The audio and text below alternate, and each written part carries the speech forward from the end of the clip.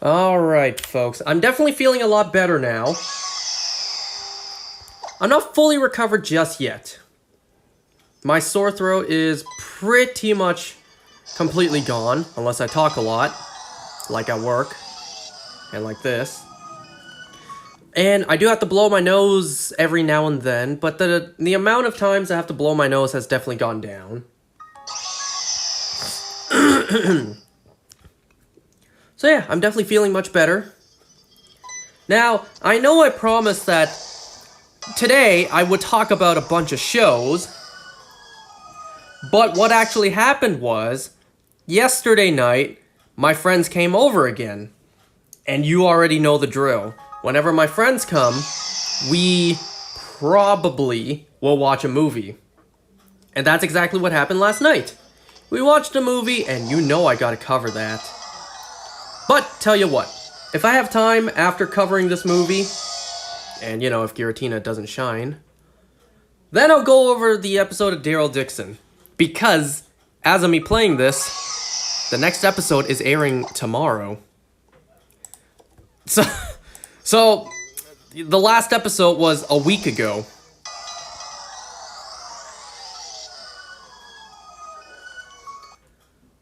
So yeah, I'll talk about the movie we watched, and then, if we have time, which we probably will, I'll go over the Daryl Dixon episode. But first, I got a couple things I want to talk about, want a couple things to show you. First, I wanted to mention this last time, but I completely forgot. A friend of mine, this happened like a week or two ago already at this point. A friend of mine, he sent me a screenshot, like, look, I got a shiny Galarian Moltres in Pokemon Go. Actually, it wasn't even, I see here on Discord, it was 5 days ago. So, not even a week ago. 5 days ago, a friend of mine sent me on Discord a screenshot that he had caught a shiny Galarian Moltres. So that was the 22nd, 5 days ago. And then 2 days later, on the 24th, he sends me another screenshot. He got a second shiny Galarian Moltres. Lucky jerk, hogging all the luck. I don't even have one shiny Galarian bird in my game. And he just catches 2 in 2 days.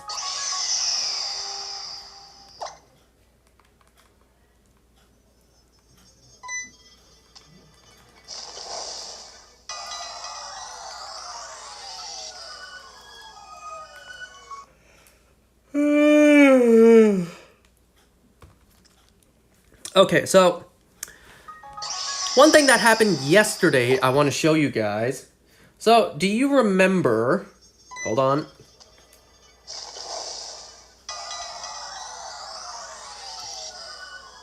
Okay, not shiny. Do you remember here in this Pokemon Diamond game, I was running back and forth, hopefully looking for a shiny Graveler?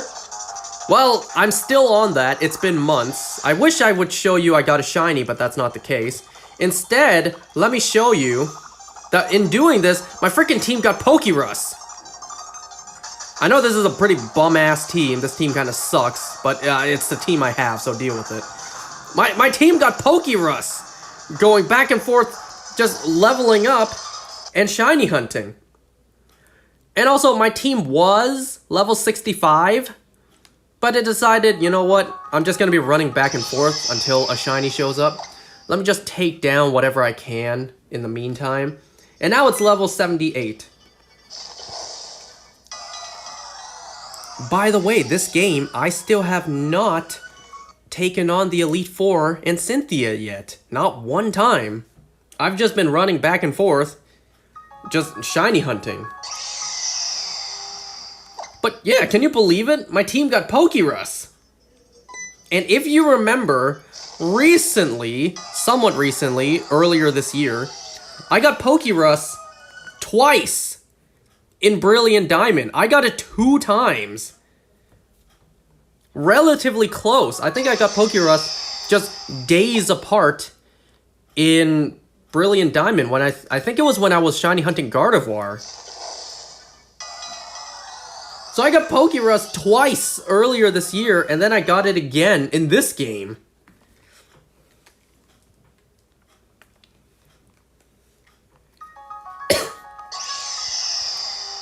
Speaking of shinies, let me see, what was the shiny I got today? I got 2 shinies in Pokemon Go today. I can't even remember what the first one was. Oh, yeah, it was a shiny Baneri. Today I got a shiny Baneri in Pokemon Go, and then, on my sister's game, my sister's phone, I got a shiny Ditto, which I swiftly traded to myself.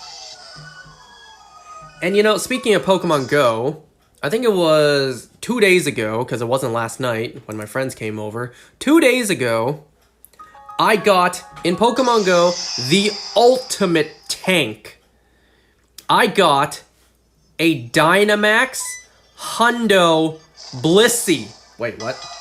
No, Chansey. Oh man, I ruined that. But yeah, I will evolve it into a Blissey. So, 2 nights ago in Pokemon Go, I got a Hundo Dynamax Chansey. Sadly wasn't shiny, but you know what? I'll take a Hundo. I think this is now my 3rd Dynamax Hundo. I have a Dynamax Hundo... Yeah, Dynamax Hundo Blastoise, Rillaboom, and now a Chansey, which I will eventually evolve into a Blissey. So, sweet! I got the ultimate tank.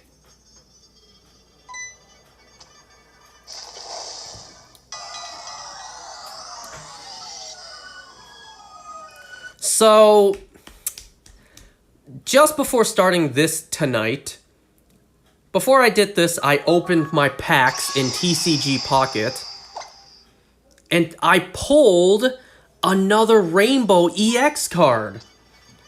Earlier tonight, just before starting this, I pulled out of the Secluded Springs collection set, I pulled the 2-star EX Rainbow Raikou card. Awesome! Another rainbow card. I have very few of those. You know what? I still don't have a single gold card. Not one. Not a single gold card. Oh, you know, speaking of Pokemon cards, let me show you something real quick.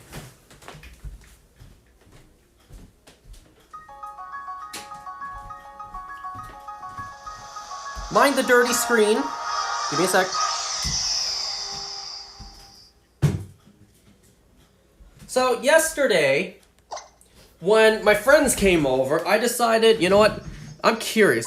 Let me look at my Pokemon cards from back when I used to collect them. Let me take a look at the Pokemon cards I have, see what might be rare and valuable. I'll be honest, I didn't really look too hard, I kind of just looked at the surface. And, well, I found a couple of cards that might be of interest. Remember, I haven't collected cards in a very long time, so some of these cards are old. I said some. I think this one I opened on camera at some point. This one's more recent. So I just wanted to show this one. And this one's recent too. I don't remember how I got these. I think I pulled this from a pack someone gave me. But those are not the cards I wanted to show. So in terms of some EX cards I found, so I found this one. By the way, I sleeved all of these because I know people will yell at me if I don't. I found this one, this EX Lugia card. You can see here, if it'll focus, it says 2013. So, is this good? This Team Plasma Lugia EX card? I know one of these is good. People have been telling me, my friends have been telling me that that card is worth a lot. So I found these two, this Latias EX. What year is this? That also says 2013. I guess 2013 was the last time I truly collected. Yeah, this Latios and Latios EX card. I found this 2012 Black Kyurem EX. In fact, I have two. I have two of these. And then, I have this one here, this 2015 Gyarados card. Okay, so those are the those. And then this one was also a recent one that I don't remember how I got. Same thing, I think someone gave it to me. I don't think I pulled that one. I think that was just literally given to me. Now these ones here, I truly have no memory collecting them. In fact, I have no memory collecting any of these. So I have this Venusaur card right here. I have no memory collecting this. This is 2014.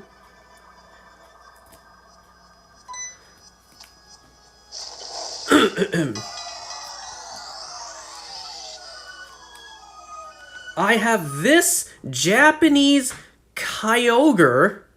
What year is this? 2011. This Japanese Kyogre, which if I flip it to the back, you can see the back is different from the regular cards. Yeah, I don't have any memory collecting this. And then there's this card, the most expensive card out of all the cards I have here right now. I think, based on what my friends told me. I have this 2013 EX Mew card. I have absolutely no memory collecting this card. I do not remember where and how I got this card. You can tell that it's not exactly a PSA 10, because you can see a little bit of scuffs on the corner, but whatever. Yeah, I have no memory collecting this card, or any cards I've shown you today.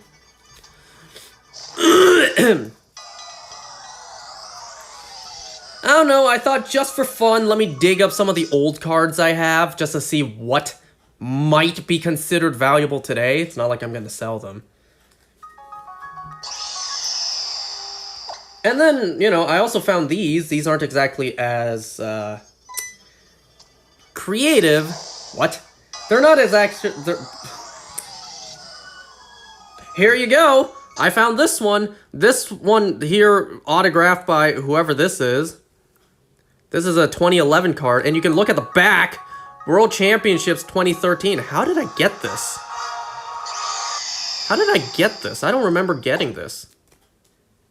And same with this. I swear, these cards might be fake. I don't know. I don't remember how I got these. When I was a kid, I didn't care if cards were fake or not. But, you tell me, is this fake? Is this fake? I don't know. I don't know how I got this. I don't remember. But, like, this is real, I'm pretty sure. See? See? It's a real card that I don't remember how I got. I have no memory pulling this card or how I got it.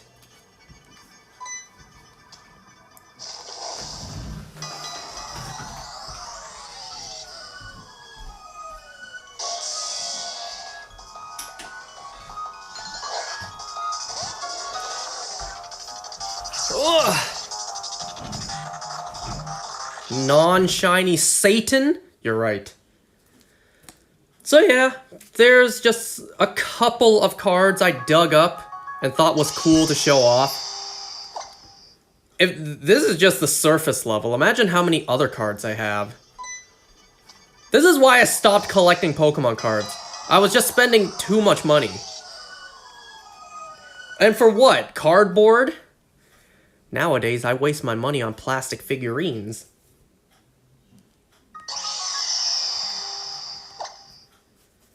Ooh, you do not want to see my eBay order, my most recent one.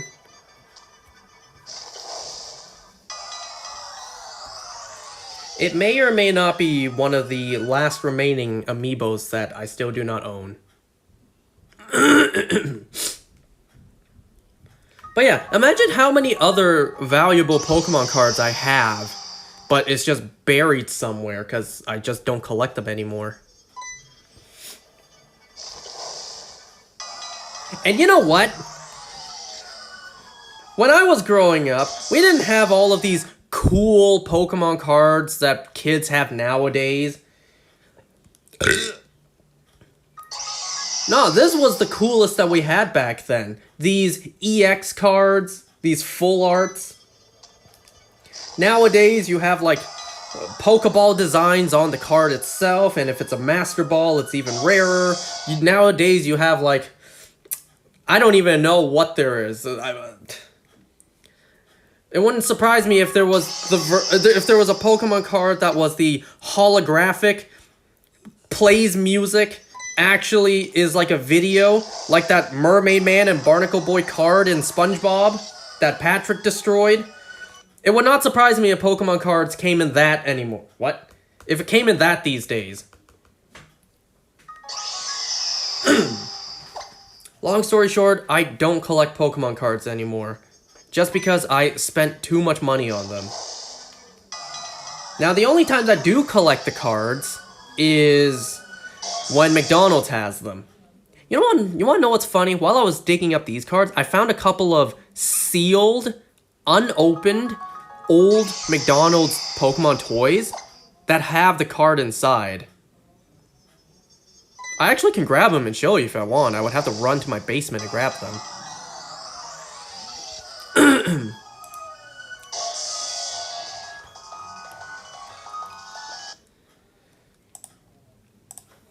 You know, call me crazy, I don't think some of the cards in TCG Pocket are real cards.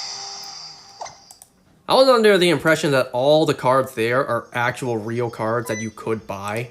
Maybe that's the case, maybe not. I was just under the impression that yes, all those cards are real cards. Now, did I forget to talk about anything else? Before we get into the movie discussion,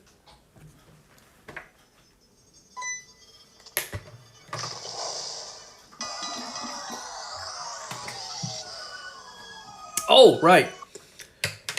Right now, as of this moment, the shiny Koraidon and Miraidon event distributions are happening around the world in select countries, and turns out there's a problem with it. There's not enough codes to go around.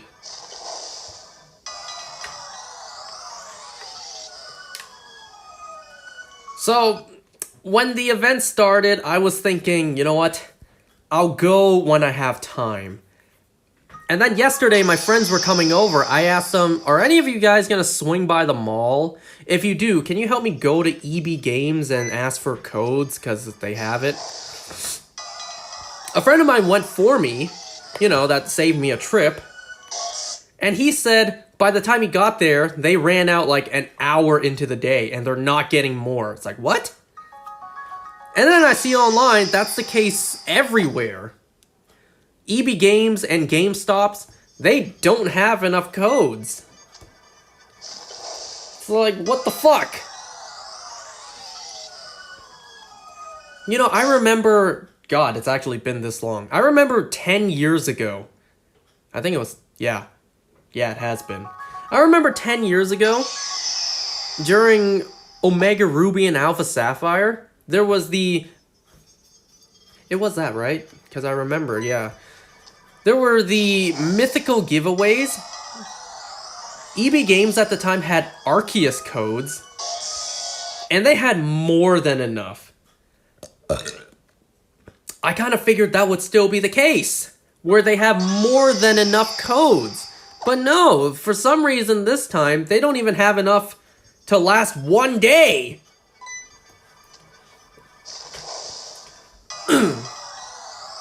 So I was like, what the hell? I would have gone in right as the store opened on day one, but I figured, well, they probably have more than enough codes. I can go another day. I can go after work. Well, I learned my lesson, as I'm sure millions of others have as well, which is only going to make things worse. The next time something like this happens, there's going to be a big-ass lineup. Day one, opening hours. And I'm going to have to go there, and I'm going to have to do that too. See, when it comes to code distributions like this, me personally, I don't like to just get them from trades and call it a day. No, I would much rather redeem the code myself on my own game and keep that one that I claimed. I don't want to keep one that I traded for. You know, it's like, was this hacked? You can't really tell these days, right?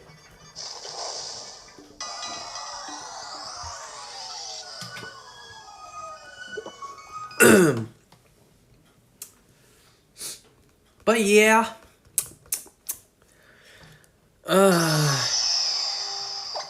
You know, I've actually was about to stoop down to the lowest sins possible and maybe purchase the codes on eBay. I was considering that for like, okay, maybe $2, $5. I will do what I must. But then I looked on eBay, it's like $50 a code. It's like, hell no. I'm not that desperate. The most I was willing to do was $5, not 10 times that price.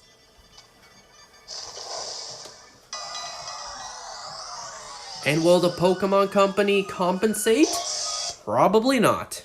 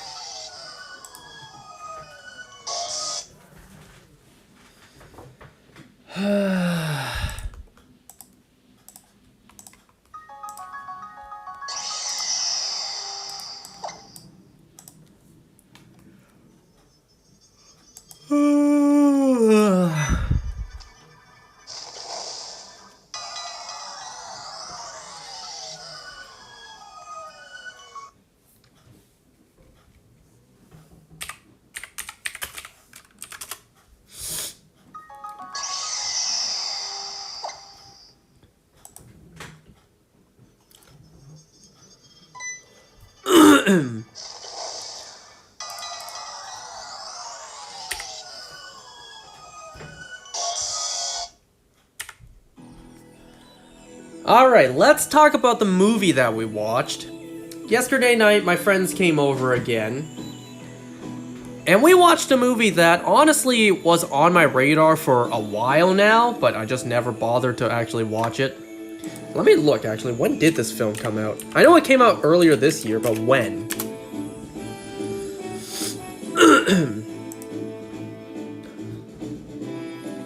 This movie came out... Where's the release date? March. This movie came out March 14th of this year. And the movie we watched yesterday was Novocaine. So this movie stars Jack Quaid, you know, Huey himself. It also stars Amber Midthunder. You know, I was thinking throughout the film, like, she looks damn familiar. Where have I seen her before? What other project have I seen her before? So I looked it up, it's like, ah, yes, that's right. She played Carrie on Legion.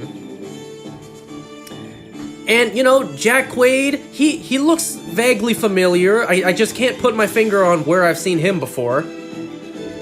Oh, that's right, he voiced Superman. So this movie, first of all, I gotta question the title of this movie. So, I kind of wonder why. Hold on.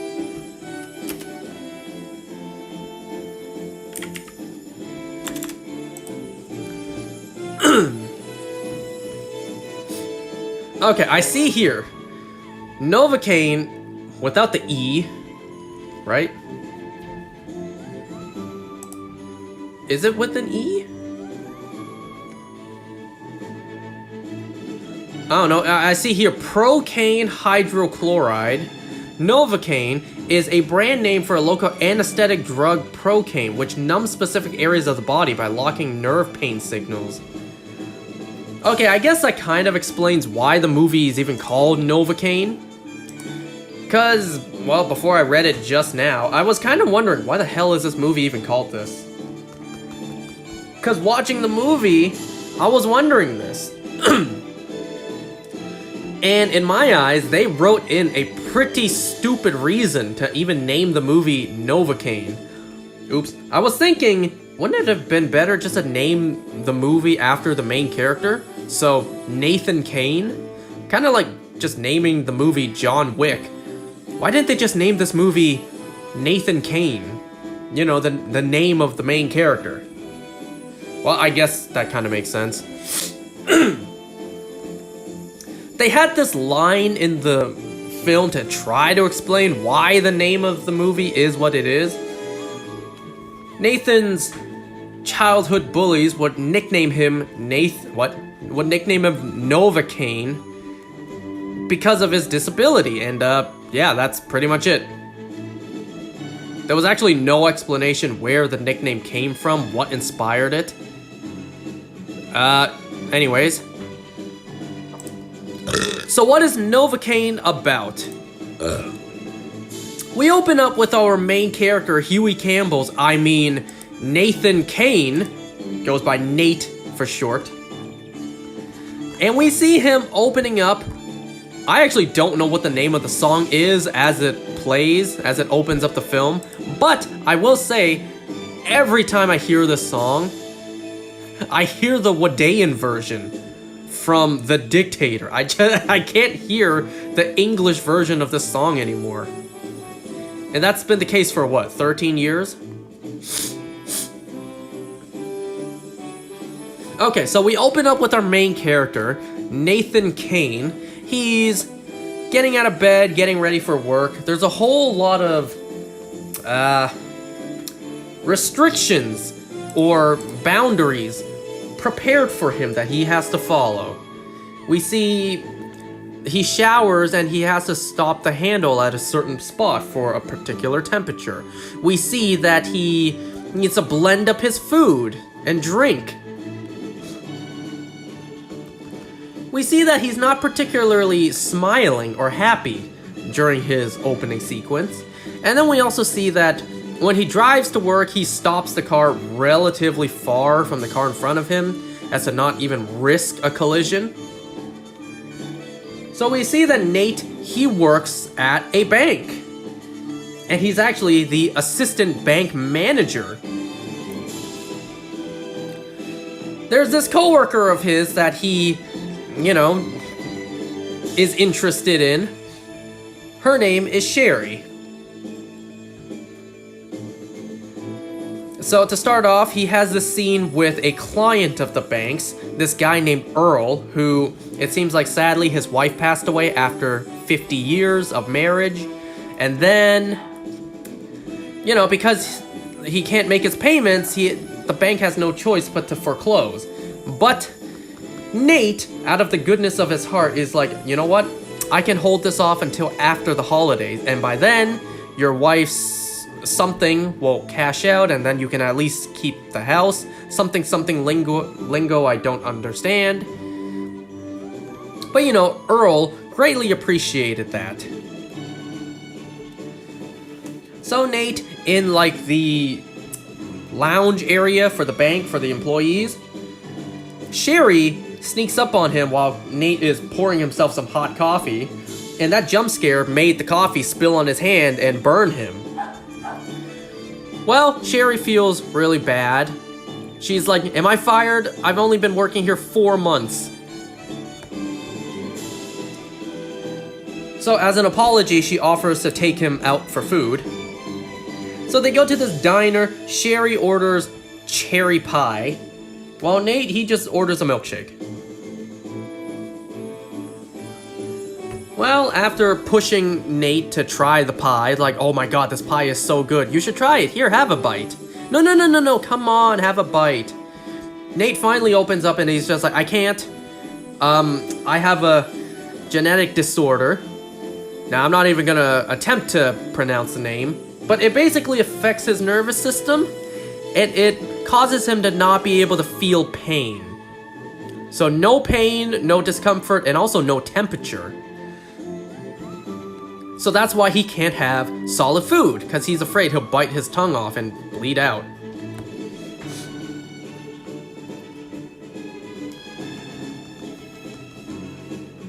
And that's also why, you know, when he showered, there was this little thing that stops him from going either too hot or too cold. He may not be able to feel it, but his skin will still get damaged if it's, you know, under boiling hot shower water.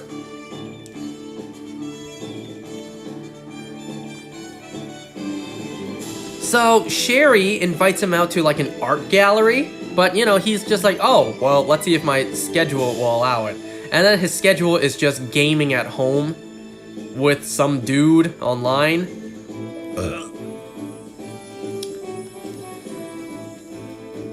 Anyways, eventually Nate does decide to go to the art gallery with Sherry.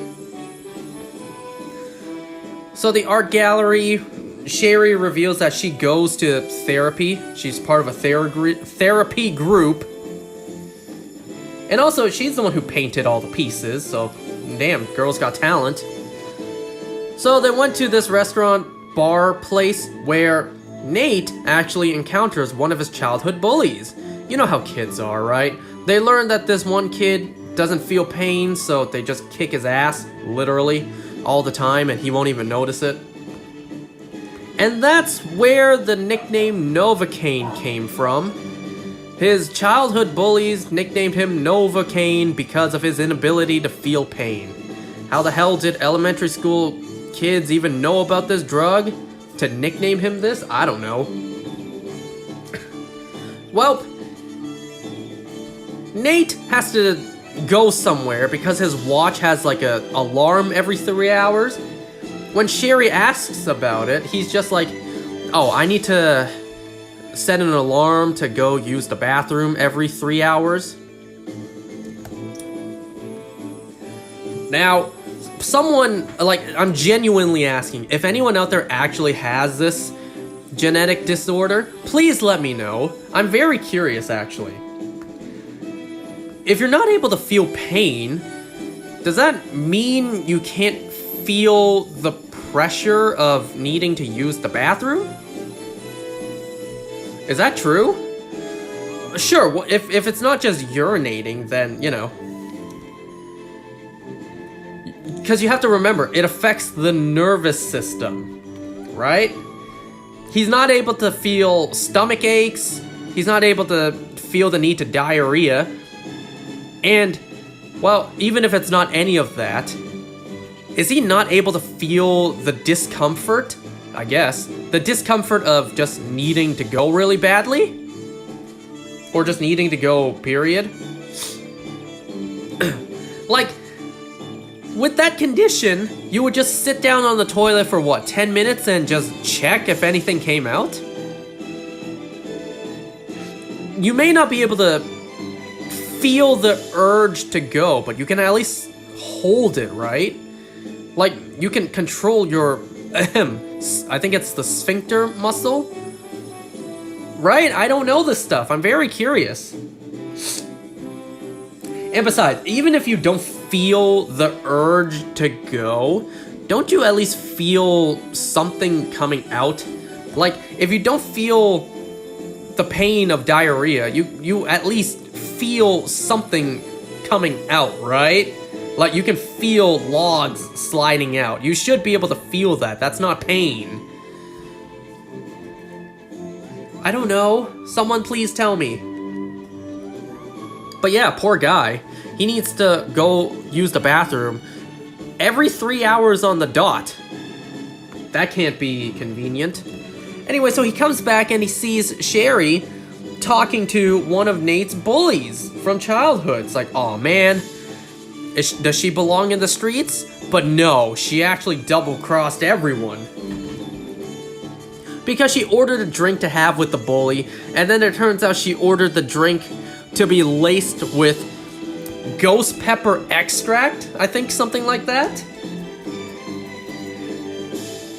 And then as the guy is choking for dear life from the spice, she's just like, you know what, put this on his tab. And they just left. Oh, I like her.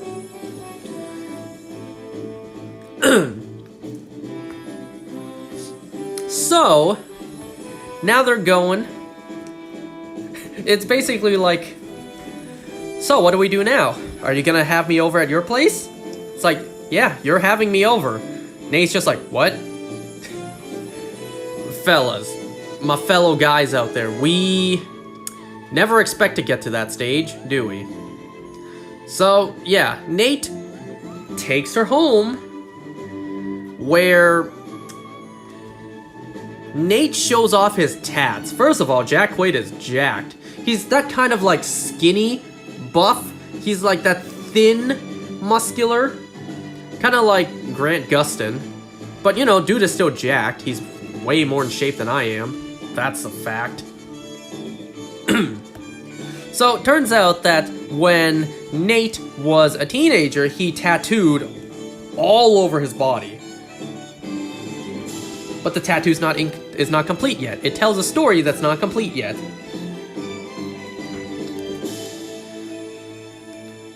So then, you know, Sherry sits him down and is like, if you can't feel pain, can you feel pleasure?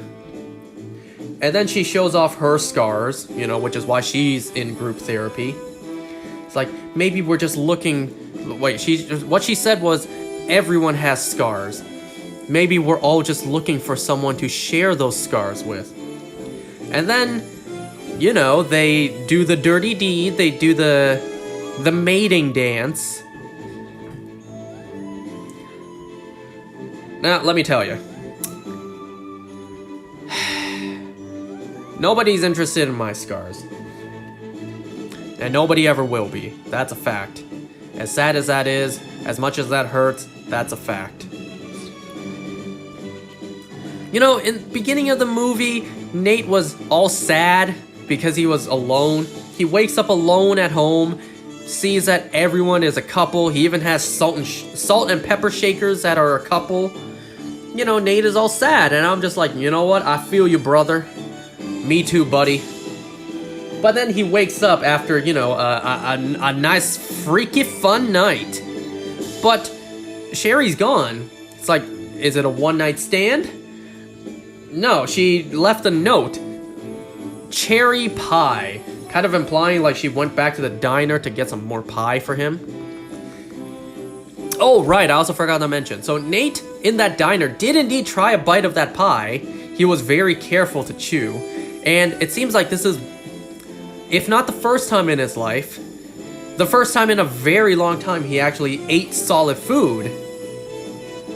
He's just like, oh my god, this is pie? This is amazing. So yeah, Nate has been introduced to solid food, companionship, pussy. So he has a very happy morning. He's super energetic, he's smiling, he's beaming with light. And some of the fruits that he puts into his blended drink, he tried to chew it as solid food. But he did, of course, check if he bit his tongue off or not. Which he didn't, so hey, W's all around. He's super excited, he almost crashes his car to work. He's so excited. And remember, Sherry's been working there for 4 months. So they work together. Nice, nice. He'll get to see her all the time. Nice, nice. Alright, so at the bank, just as the business day is rolling, 3 dudes in Santa outfits come in. Bank manager is just like, hey, is it the bank manager? Whatever. Some guy is just like, gentlemen, loving the festive vibes. What's with the costumes? Well, it's a payday heist. So the three Santas are robbing the bank. One of the guys goes for the bank manager, but he refuses to open the vault. So the Santa guy beats him to a pulp. But in beating him, his beard comes off and his face is exposed. Only the bank manager saw. So it's just like, sorry, bud, you saw my face. And then he just pops him right there. It's like, all right, bank manager's dead. Where's the assistant bank manager? Keeps on punching Nate, but he doesn't feel anything. So then, you know, they threaten Sherry. So Nate is just like, all right, I'll tell you the code. So they open the vault. They leave with the money. But oh no, they take Sherry as a hostage. I gotta love how stupid the cops are outside. So these Santa dudes, they hold Sherry hostage and it's just like, drop the guns, officers. So they do. And then the Santa robbers just spray them with bullets. It's like, come on, you had to have been trained to know that could have been possible, right?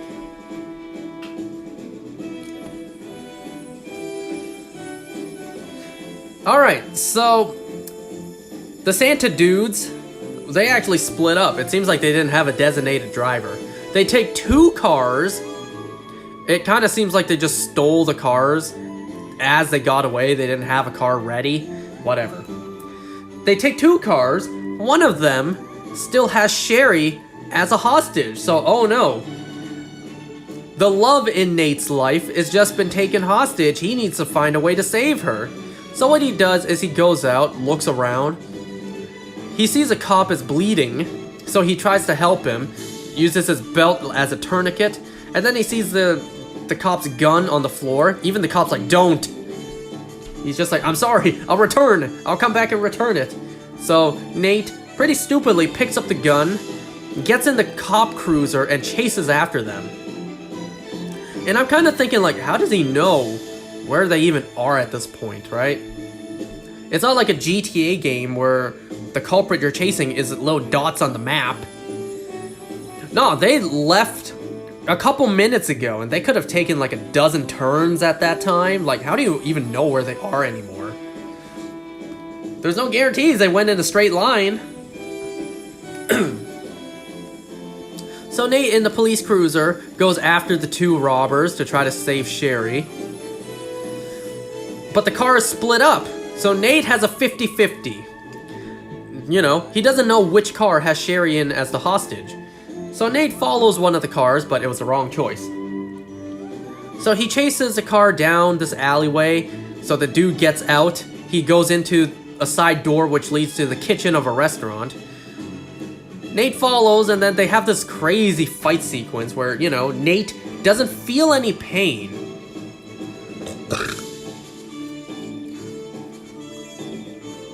Well, the gun was knocked out of Nate's hand and it flew into the deep fryer.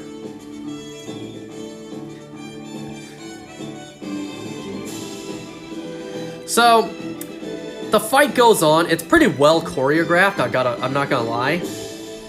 And then Nate, making an executive decision, he reaches his hand into the deep fryer, pulls out the gun, and just in time shoots the guy in the head, killing him.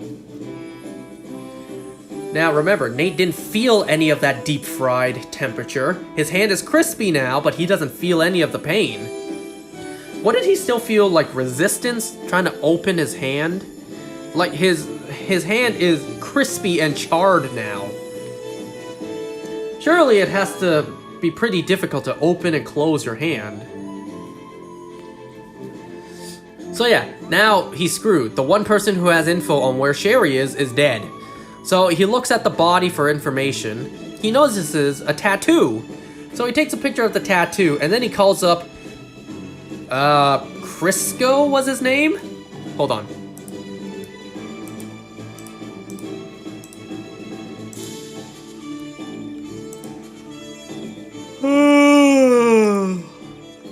Was his name Crisco? No, Roscoe. Where'd I get Crisco from? He calls up Roscoe. You might be wondering, who the hell is Roscoe? Well, it's his gaming friend.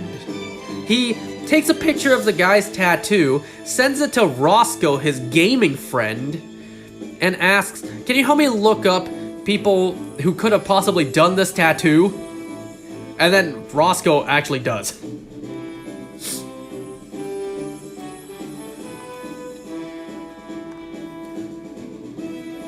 So now Nate gets back into the burglar's car with all the money in it as well, and he just drives to get away from the scene because he technically just killed that guy.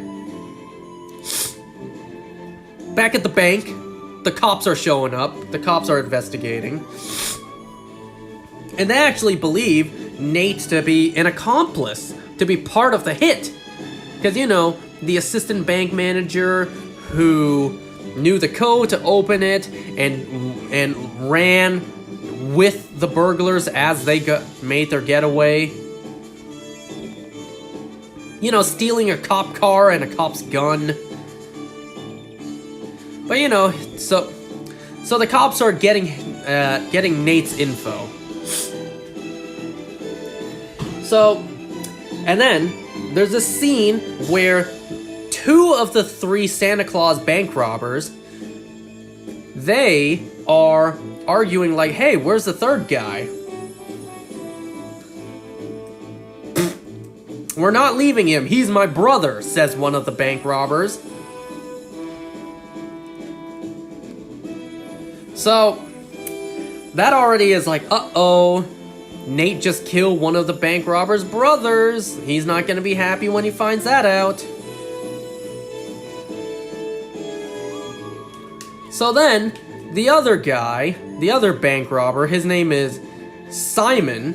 He goes up to Sherry and is just like, "Really? The silent treatment?" Sherry's actually like, "I don't want," it's like, something Simon. So it's like, wait, did you just say his name? Oh, Sherry was in on it.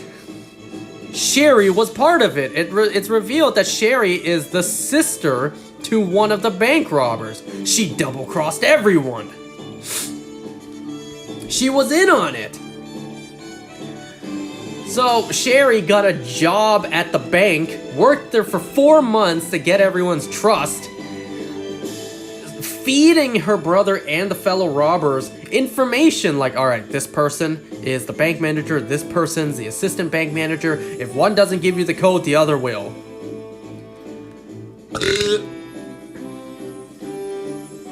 And that's why they took her hostage and even kept her hostage, because she was in on the plan.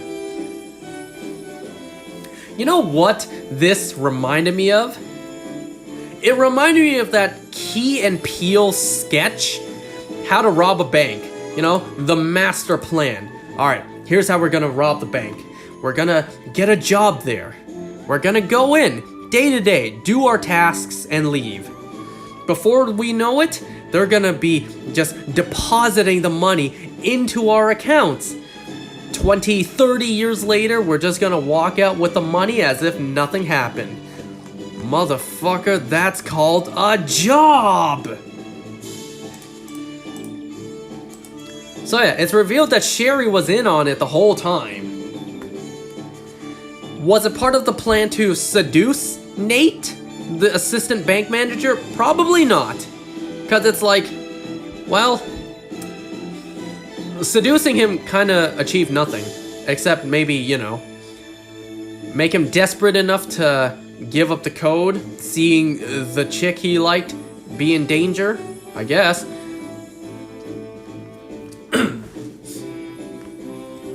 So yeah, turns out Sherry was in on it. So Roscoe did indeed find a tattoo place for Nate to go to. And along the way, the cops, they're actually like, alright, here's everything we have on Nathan Kane. You know, no anything bad, no criminal record, no parking tickets, no nothing. He worked at this bank for 6 years. It's like, how about we just call him? Do you think he would actually answer the phone? So the cops call Nate and he's just like, hello?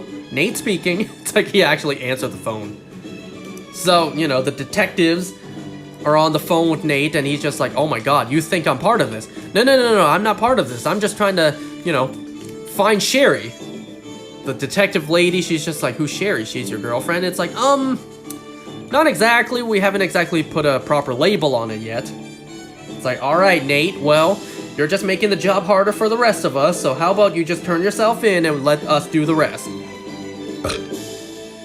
And then Nate amazingly is able to convince the police. Like, do you know the feeling of waiting for someone your whole life to appear in your life to give you meaning? It's like, yes, I do. My daughter, she fulfills that purpose for me. If your daughter was taken, would you wait for someone else to find her, or would you do it yourself? I would do it myself. All right, Nate. Good luck. And well, that was enough time for the cops to track his cell location. So Nate, he goes to this tattoo place, this very sketchy place, and hey, Nate does have tats, so he's able to get in. So this tattoo artist he's huge. He is like 3 times Nate's size. So what was Nate's story on the spot? He's just like, well, a friend of mine, he has this tattoo, and, you know, I just wanted the same thing. So the tattoo artist is just like, so you know Ben. Yes, Ben. That's who I know. Yup, I served time with him. Yup. Ben. Do you know Ben's last job? I don't know, he doesn't really talk about work. Ah, yes. Do you know how Ben's last name is pronounced? And then the tattoo artist noticed, like, why don't you say his last name first? How do you think it's pronounced? Well, that kind of blew Nate's cover, like he doesn't know Ben at all. So then they get into this fight, and it was a pretty awesome fight. There was this one scene where, you know, Nate is just, well, okay, first of all, this dude is just bodying Nate. He slams Nate to the ground, and then he's about to do this, like, elbow slam. He's, like, on his elbow and is just about to slam it down. But then Nate does a badass move. He puts down this huge wooden stake on the ground for this dude to just side right into. Oh, that is brutal. Dude just side body slammed straight into a wooden spike, and it jabbed all the way in. Oh, that was amazing. So then that obviously pissed off the dude 3 times his testosterone. So he picks up Nate, throws him into a mirror. So there's all the shattered glass on the floor. Nate, for some reason, we learn why in a second, he punches his fist into the shattered glass on the floor for some reason. But it's revealed in order to keep glass straps stuck in his hand. So when he punches back, it'll cut up the big guy. So then, you know, he cuts him so much, his eyes have glass in it, and it's just like... Oh yeah, this dude also had a swastika tattoo on his neck. So, this dude is down, Nate's just like, alright, come on, Ben, what's his last name? Give me a last name. The dude won't budge, he won't talk, so Nate pulls out the tattoo gun thing, and just starts scribbling all over him, causing a ton of pain. So he's just like, alright, Ben Clark. His name is Ben Clark. See? Was that so hard? And then Nate on the spot, on top of this guy, just calls his bank. It's like, hey, it's Nate from State Farm Bank or whatever. It's just like, can you help me get information on a new client of mine, Ben Clark? Yeah? Oh, you got an address? Something like that? And it's like... No, he asked the big guy what his address was. So then he says, and then for some reason Nate tattoos it onto his hand. I don't know, that didn't seem smart. You could have just gotten up and grabbed a piece of paper. You didn't have to frickin' tattoo the location on your hand, but whatever. So yeah, now Nate goes over to the bank robber's house, which for some reason is littered with actual booby traps, death traps. Like if anyone went in, they would actually die from these traps. So Nate went in the window, which for some reason was unlocked. Typical movie trope. Oh, wait a second, that's right. Wait. Earlier in the movie, there was a scene where, after the fight in the kitchen, Nate is pretty cut up. He sees that his arm is shot, so he goes and visits Earl. The guy from the beginning of the movie, he visits Earl at his shop to get fixed up.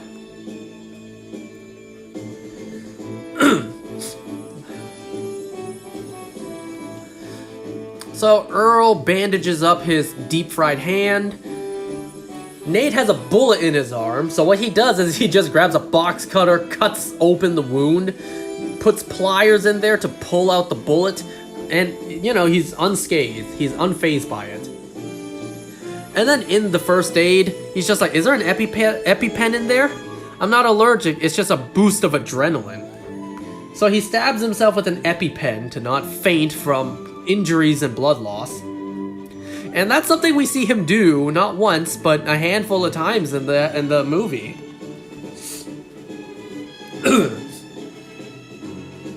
Anyways, now Nate is in this Home Alone booby-trapped house. He goes in, he steps over a tripwire, and an actual mace, or whatever it's called, swings down and stabs him in the back. But he didn't even feel it. And then he goes into the kitchen, he steps on something, and then a literal crossbow shoots him in the leg with a bolt.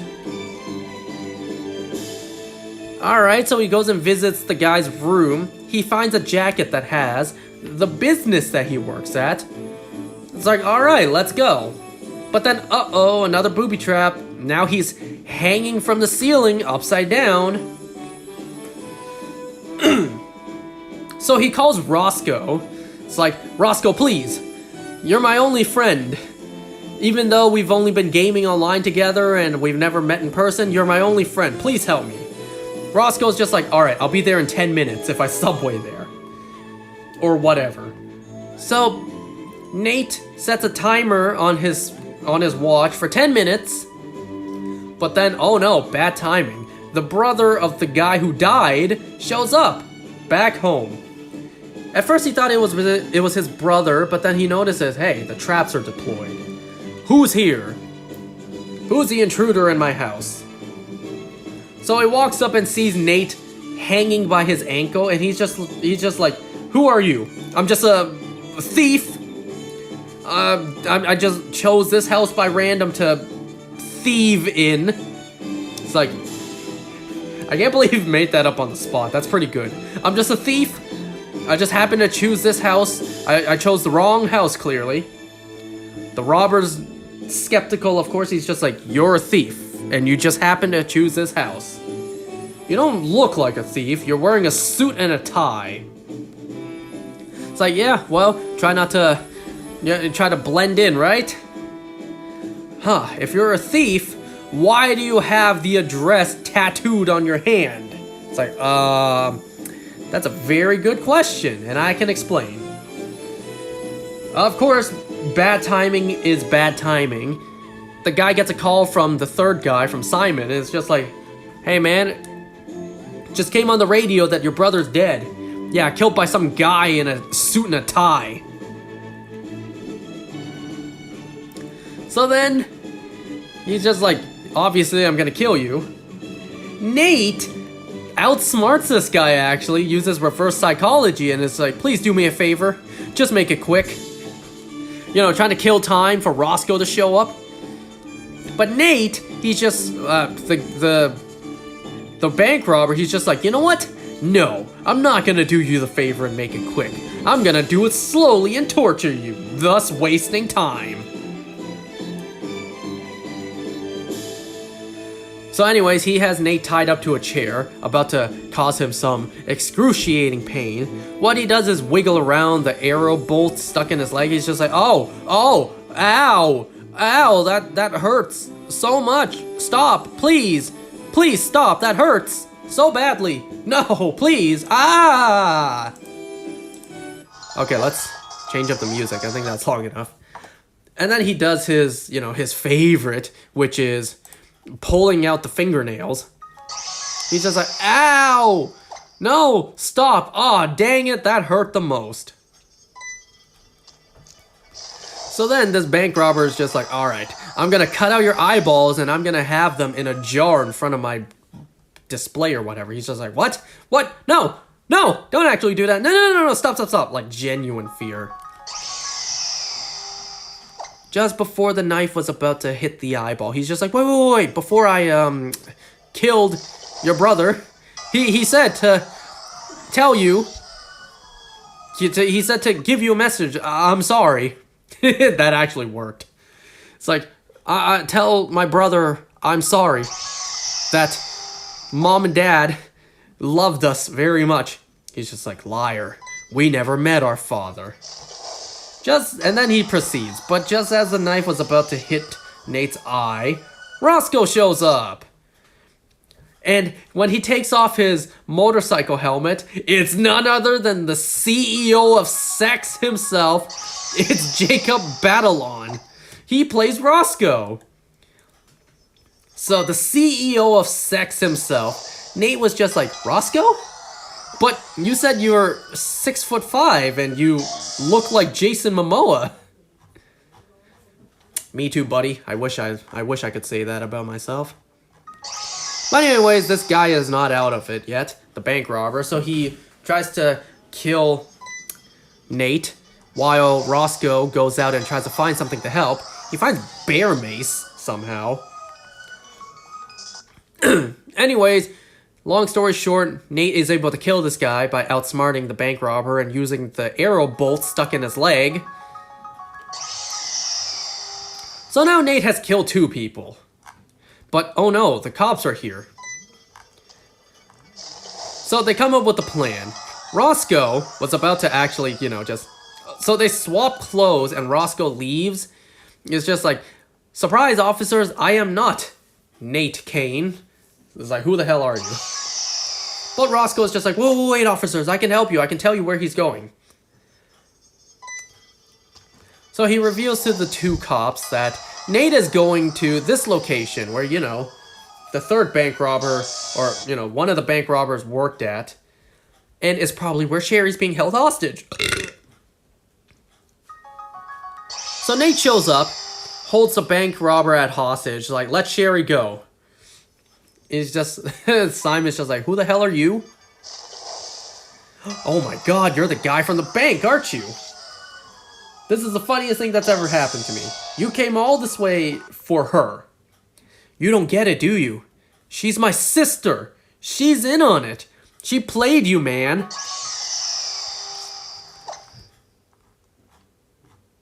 Yada yada yada, just as the bank robber is about to kill Nate by squishing him under a car, the cops show up. But they get into a gunfight, the cops get shot. The dude, the bank robber, Simon, he shoots a couple of paramedics and then jacks their ambulance. Actually, the cops, they put Nate into a stroller, but handcuff him there since he is a suspect. And, Nate is in the back of the ambulance, handcuffed to a stroller. But unknowingly to Simon, he just stole that ambulance with Nate back there. Well, Sherry is about to go after Nate and Simon. Oh yeah, also the cops did have Roscoe in the back of the cop cruiser. So Sherry... One of the detectives, she asks Sherry to take her with her to go after Simon and Nate. And also, Roscoe's in the back seat. So there's this car chase. Nate realizes, oh shit, Simon, this bank robber guy, is driving the ambulance that I'm in. So Nate needs to escape. First of all, he needs to escape his handcuffs. So what he does is he grabs a fire hydrant and just breaks his own thumb. So now there's enough space for him to slide his hand out of the handcuff. Simon, realizing who's in the back, he tries to fire some bullets, but misses. Nate notices a defibrillator back there. So he's just like, hey man, if you ever see Sherry again, please tell her this for me. And then he pretends like, tell her that. Just tell her for me. He pretends to, you know, begin to pass out. He's just like, what? You're gonna have to speak up, buddy. I can't hear you. All right, let me be clear. So Nate makes the defibrillator do as much power as it can. And, correct me if I'm wrong. The defibrillator, 2 pads. One's like a positive, one's like a negative, right? So, if I saw this correctly, Nate put 1 pad onto Simon's face, and then he put the other on himself. Right? Well, to cause a shock, and then the ambulance flipped over.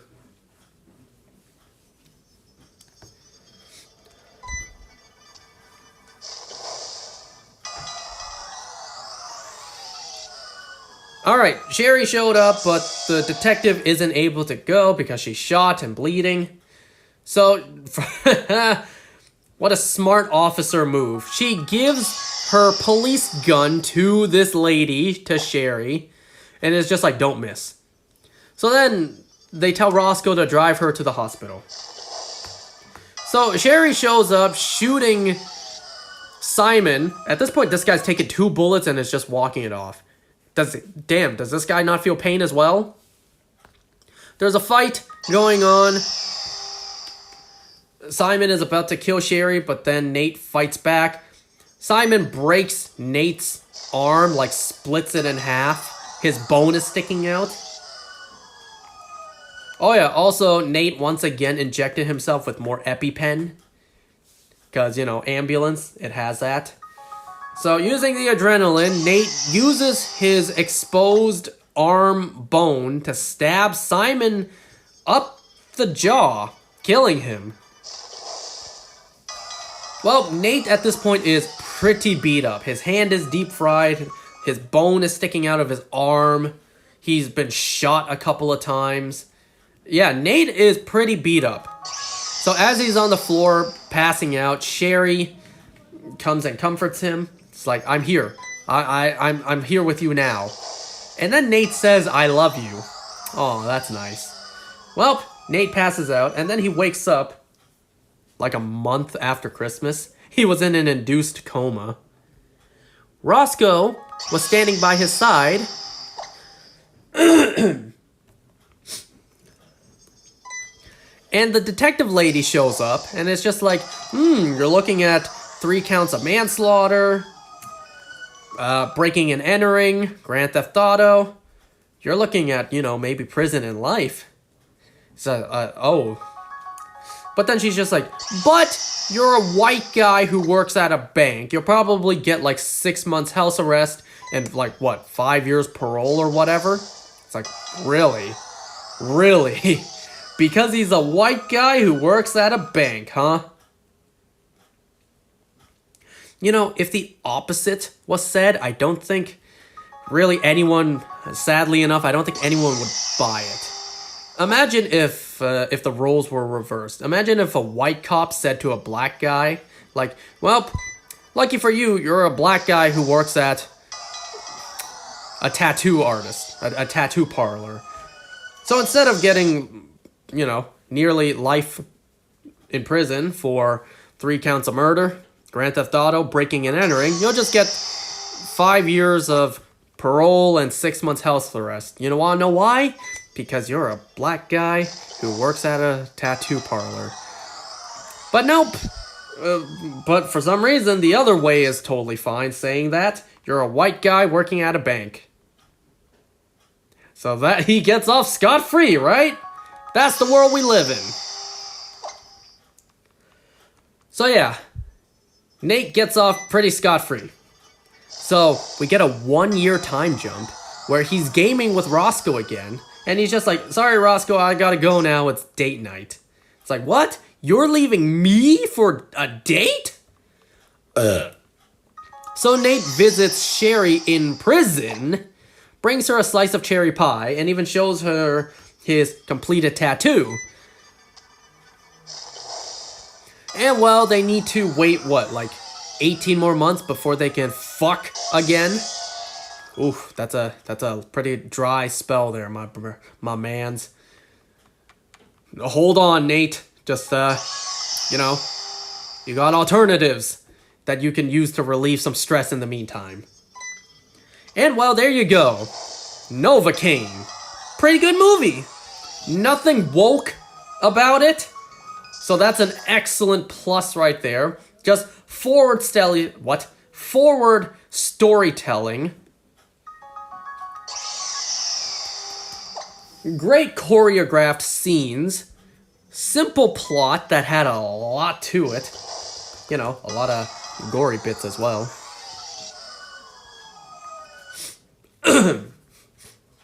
Yeah! Pretty good film. I liked it. Okay, I just wanted to make sure that sound was being picked up. Imagine this whole time I was talking for like an hour and audio wasn't even being picked up. That would have sucked.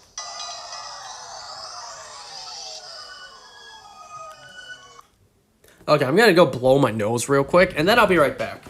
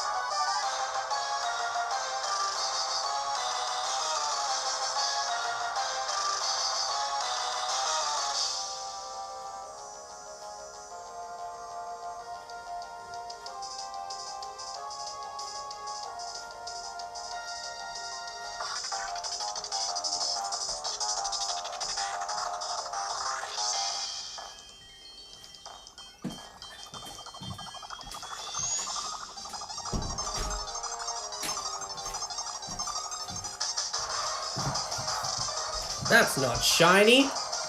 Alright, I'm back. So I went ahead and grabbed that Pokemon toy I mentioned. So you can see here, I have this Meowth, and there's a Rowlet card in there. This is still sealed.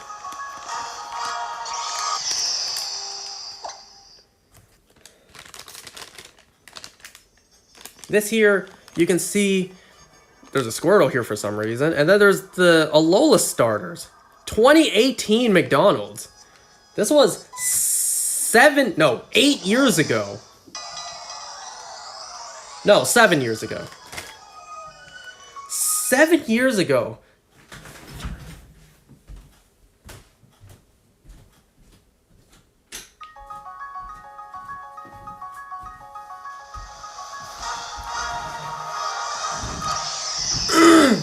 Okay, give my voice a little bit of a rest, and then I'll talk about Daryl Dixon.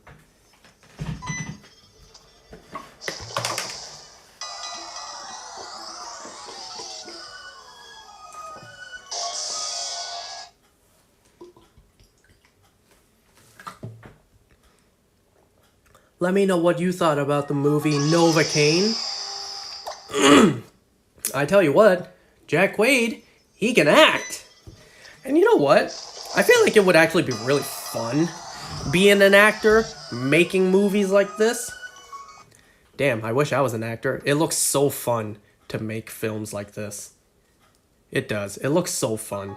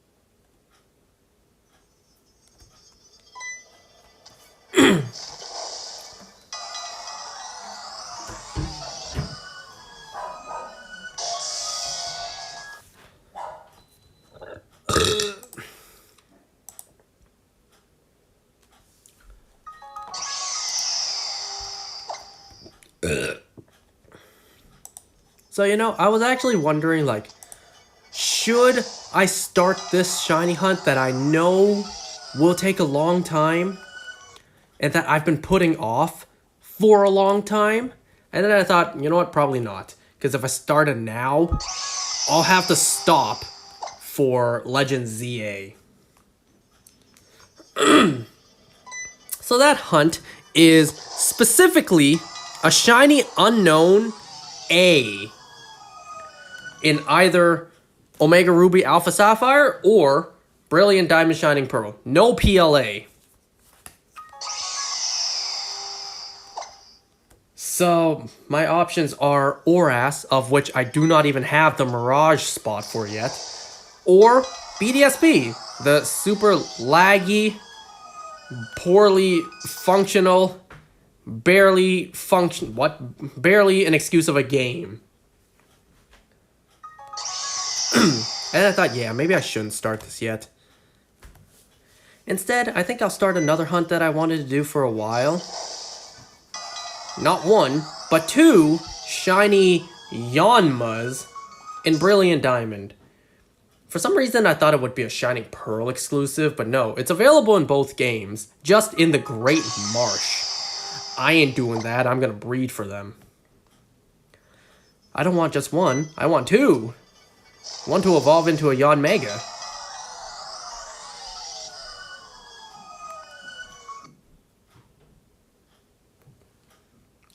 Anyways, I'm gonna rest my voice.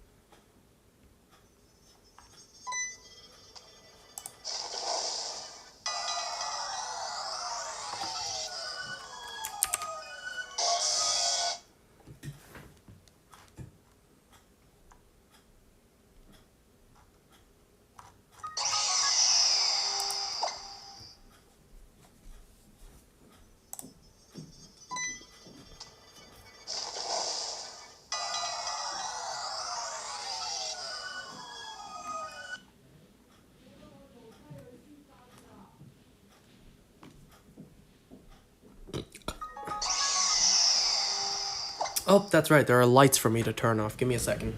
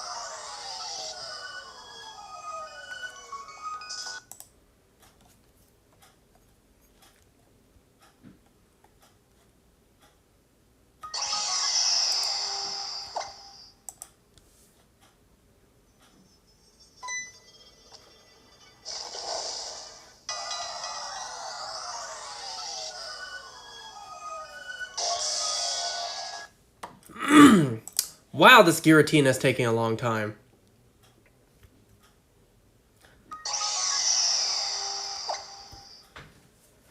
Alright, well, let's talk about Daryl Dixon.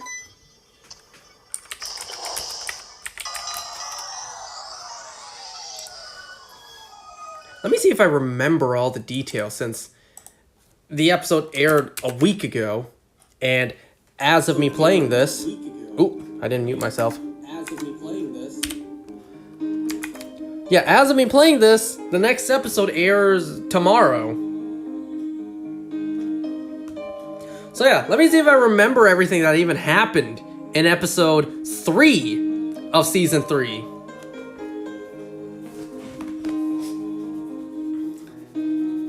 So the episode opens up with the ruler of Spain talking to Fede, I think that was his name, about the fact that 3 of his men disappeared last night from the party. You know, the 3 guys that Daryl killed.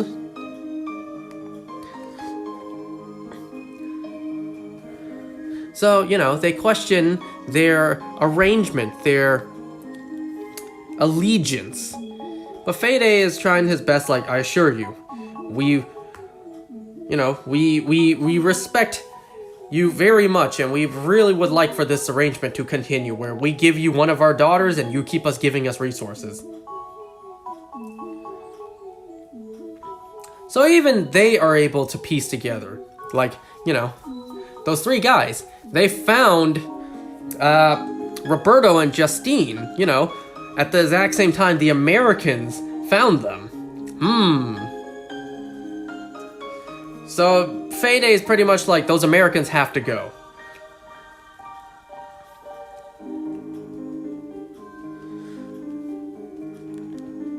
So I completely forget this guy's name.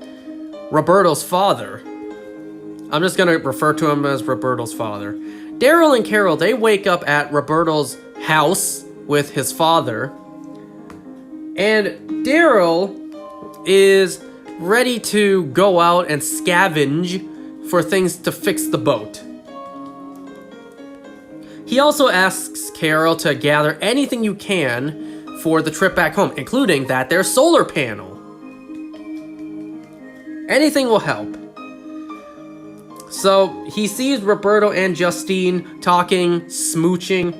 Roberto gives Justine a gift, that gift being a compass. So Daryl takes Roberto out to search for things to try to fix the boat. Roberto claims that he knows a place where people can try to help Daryl with his boat problem. And as they're walking out, Roberto says that, you know, 3 guards disappeared last night from the party. Daryl tries to act dumb. He's just like, oh really? Maybe they just got drunk and will wake up in an alley somewhere. And then the camera pans to that guy as a walker inside one of those cages, one of those Kens. And I'm just thinking like, ooh, someone's gonna notice he's in there. That can't be good. But spoilers, nobody notices he's in there. At least not yet. Not by the end of this episode. Alright, so I'll just go storyline by storyline. Daryl and Roberto, they drive out to this lighthouse that's pretty out of the way. But along the way, driving there, they pass by this statue of I don't know who. Some important figure in Spain culture, I'm sure. Forgive me for not knowing. And Roberto tells Daryl that people passing by put belongings of people they love there all the time. Kind of like symbolizing hope that their loved ones make it safely or whatever. I'm not too sure. That's nice. So Daryl and Roberto, they get to this lighthouse. And as they approach the lighthouse, Roberto's like, hello? Anyone home? I have olives. But they're ambushed. They're ambushed by the people who live at this lighthouse. So at this lighthouse lives this lady and her people. I don't even remember her name. but she is able to help Daryl with his boat. She actually has her own followers who she, their greeting is kissing on the mouth very intimately. She does this with several guys, and it's just like, damn, that's a little disturbing. So she goes with Daryl and Roberto to go see Daryl's boat to see what the damage is like.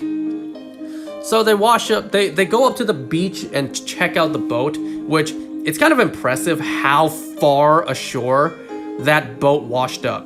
They're not even close to the water. So the lady is saying to Daryl that you cannot just simply fix something like this. You're going to need a new boat. And also, your boat's rudder is damaged. It cannot be fixed. It simply needs to be replaced.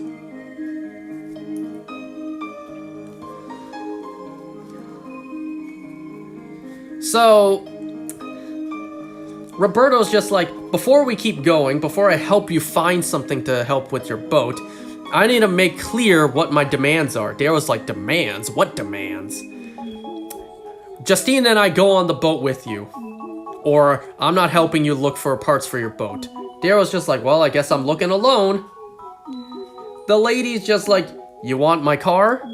You want the fuel? You take him to America. So they go to this other beach location, and along the way, they talk about America. Roberto told Justine about America. Yeah. And Daryl's just like, I get why you're hiding. I ran and I hid before. And then we finally see, once again, very little snippets of flashbacks to Daryl's childhood, where he ran away from his abusive father. Remember, he and Merle had a really hard time growing up, to where Merle left. Merle left home, leaving Daryl alone with their father.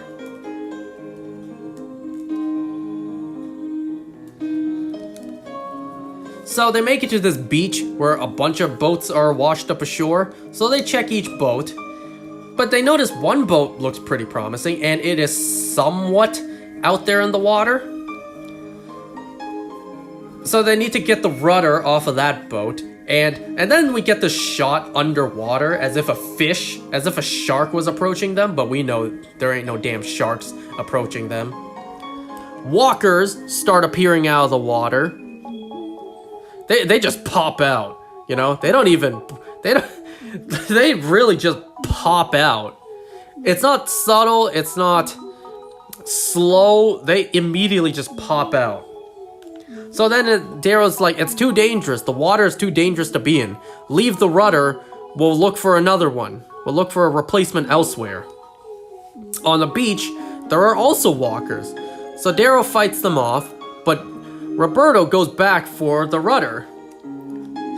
Roberto literally almost gets killed, but then gets saved by Daryl. They're both fine, but hey, now they have a new rudder. On the way back, they stop at the statue where Daryl reaches into his bag, pulls out Laurent's Rubik's Cube, and leaves it there. It's nice to see. Daryl really hopes that Laurent made it safely to America with Ash. That Laurent made it safely to the Commonwealth. I get why Daryl left it there. He really hopes that Laurent has made it back to America safely. But then there's also it would have been nice if Daryl made it all the way back to America and gave that Rubik's Cube back to Laurent. Daryl even said to Roberto, maybe he found a new one by now. I don't know. I don't put it past the Commonwealth to know how to make Rubik's Cube. Whether they do or not, that's not relevant. Alright, that's pretty much it for Daryl's storyline this episode. Carol's storyline, she stays back at Roberto's house and, is just trying to find things that she can take with her to get back on the water. But first, Roberto's father fixes up Carol's stitches and bandages. He reveals that in an accident when Roberto was young, that's how they lost Roberto's mother. And then Carol's like, is that how you got hurt too? Because Roberto's father has a couple of scars. And he's just like, I think we know enough about each other. So Carol tries to steal as much food as she can, but then she hears this noise coming from next door. So she investigates with a sword, and then she sees Roberto's father watching a movie, a black and white movie. Remember so long ago, Carol offered to the highwaymen? When was the last time any of you saw a movie? Huh? Remember that? And well, she sits down with Roberto's father to watch the film. He even says, this film, it's powered by that solar panel. It's like, oh, that's not gonna be good. That's not good.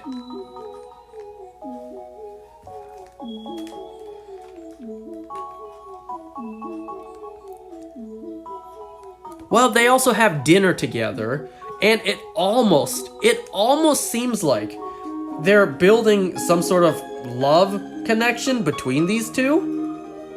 I mean, hey, Carol's technically not married, to Ezekiel, and Ed's dead. So, who knows? Maybe they are setting up some sort of romance between these two. I mean, I think it would be good for Carol. And Roberto's father. I really forgot his name.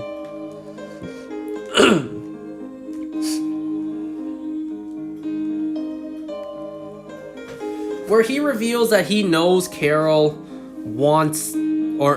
has been stealing food. Now that Carol's been caught, she apologizes, but Roberto's father, being a kind man, he's just like, you can take it. You can have as much food as you want. In fact, I have a spare solar panel that you can take as well. It's just like, oh, a solar panel, that's nice. Yeah, that would be helpful. I never thought about that. So, Justine, she is, like, sewing or something with her mother, and then she gets hurt. Her mother says, like, go get a bandage from your uncle's office. If you look in this cabinet or whatever, your uncle likes to hide the chocolate bars for himself. So Justina goes in, snoops around her uncle's office. She discovers a secret cabinet that has the ribbons with Justina's name on it. So Justina's uncle, Fede, has been rigging the pig races to ensure that her niece does not get chosen and taken away. So because of this, Justina gets a tremendous feeling of guilt because her friend Alba has been chosen and was about to be taken away. So Justina wants to talk to Roberto, but Carol tells her that, he went out with Daryl. Hey, I'm someone, if you want to talk to someone.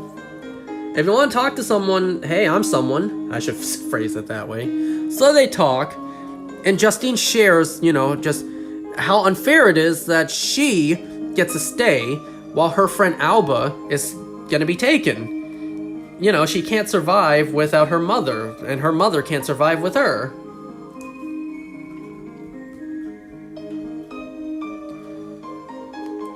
I think this scene happened before the dinner, actually. What am I talking about? So the dinner happens, and then Roberto's father is just like, I'm afraid Justina, she has so much guilt.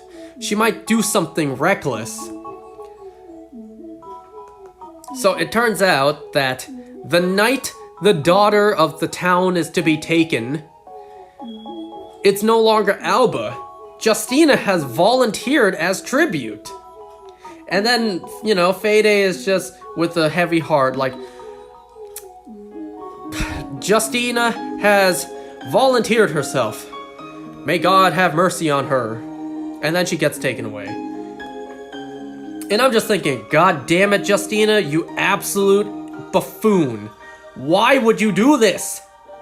That is so stupid to do. Now, I have to put myself in her position. If my friends kept on getting taken away, never to be seen again, and it turns out the, I guess, lottery was rigged in my favor to where I would never be taken away, yeah, I'd feel guilty about it too.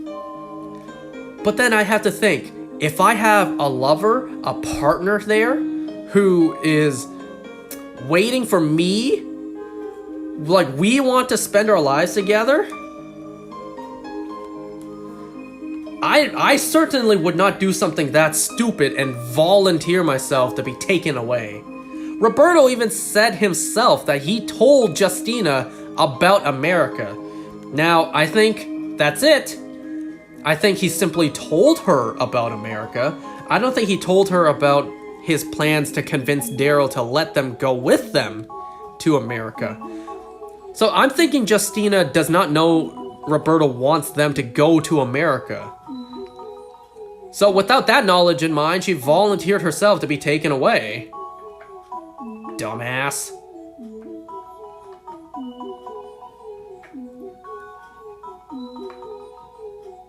There was also this one scene between Paz and the other lady. They had a, they just finished up some lesbian sex. And, well, there was one line in there that I find completely unnecessary. Like, that was uncalled for. When, I forget who called who that, but one of the ladies called the other one handsome. And I'm just like, man, that was uncalled for. You didn't need to do that. Like, the subtitles literally said, "You are so handsome." It's like, that was so uncalled for. You really didn't need to do that.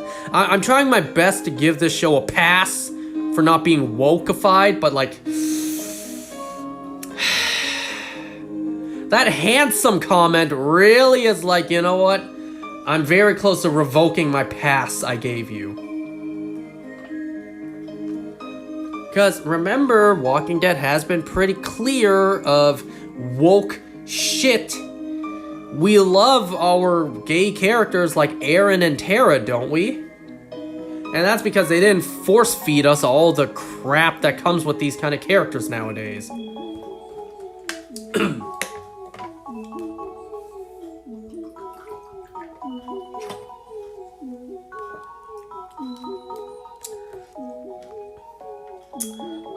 But yeah, unless I missed anything.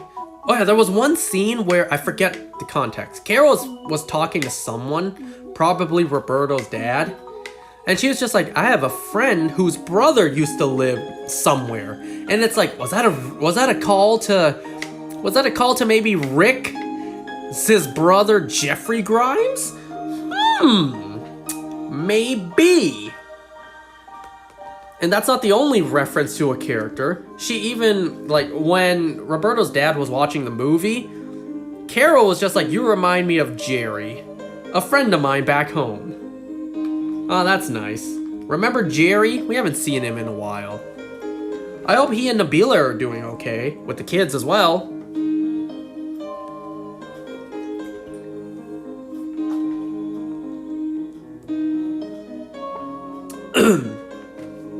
But there you go, Daryl Dixon, Season 2, Episode 3. It was a slower paced episode, but it was still relatively good. It was fine.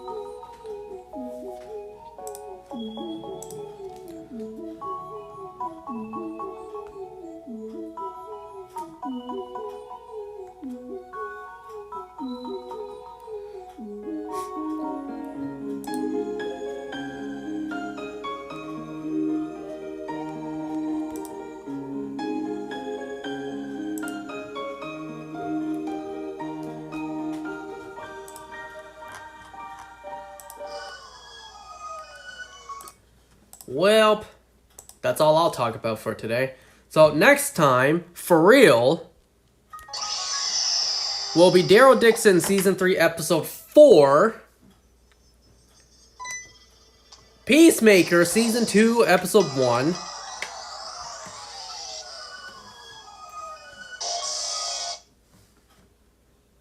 Gen V Season 2, Episode 1.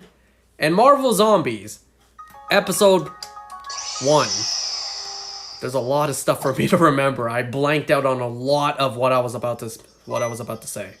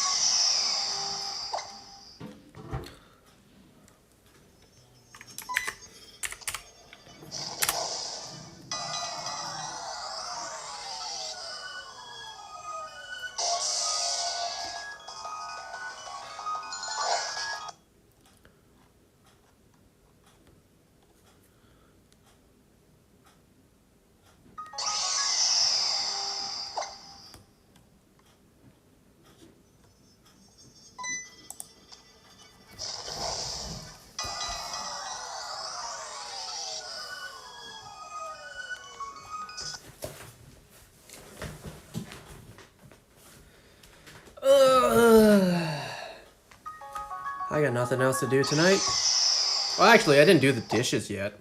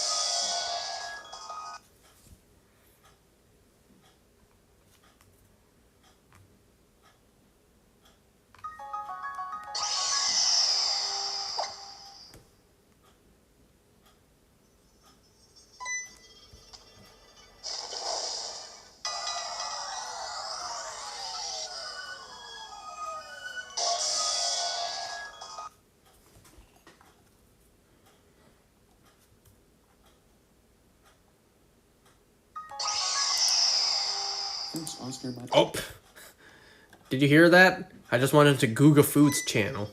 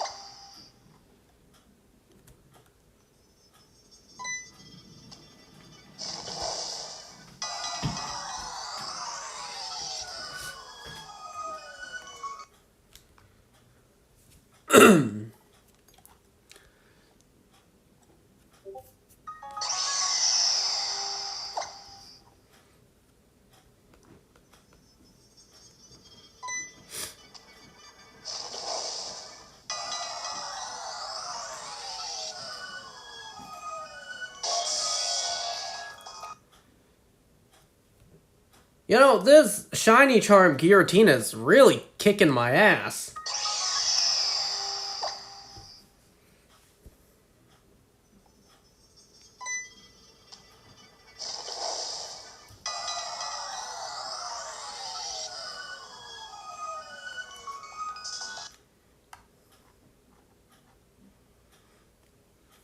I will continue until I get it.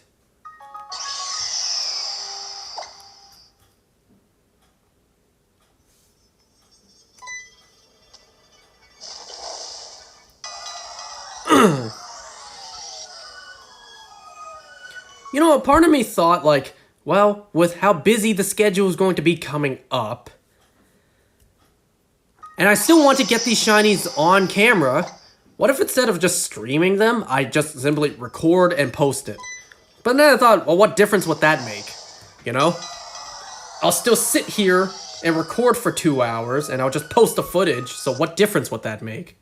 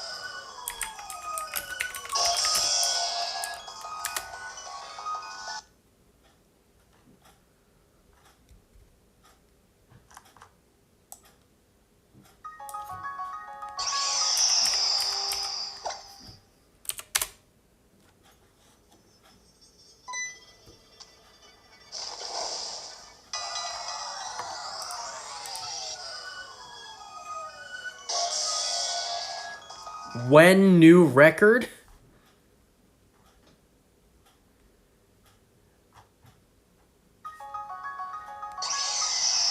I don't know what I'm doing anymore.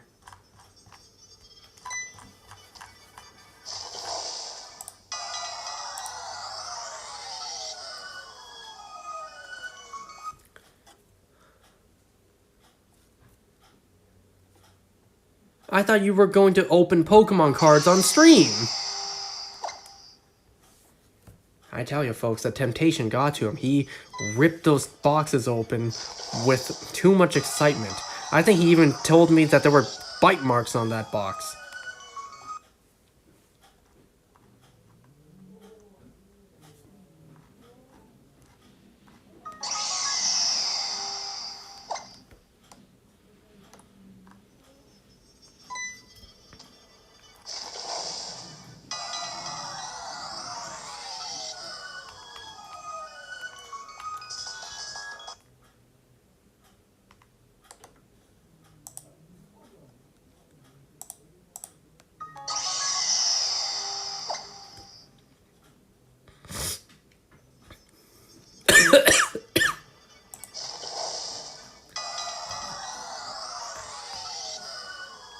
And, well, that's the last one. Nope, I'll do one more. I still can't believe my team got Pokerus.